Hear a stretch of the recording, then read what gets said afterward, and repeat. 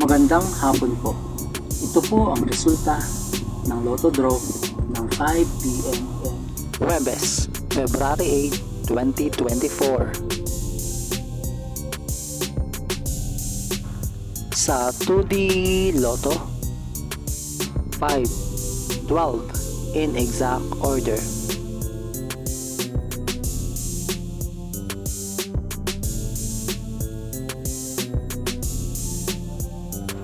Sa 3D Lotto, 3, 8, 9 in exact order.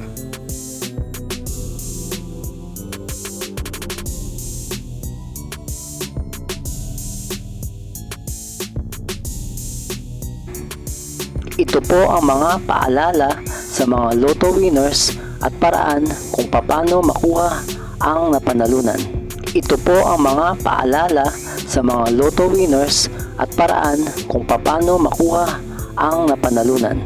Ito po ang mga paalala sa mga Lotto winners at paraan kung paano makuha ang napanalunan.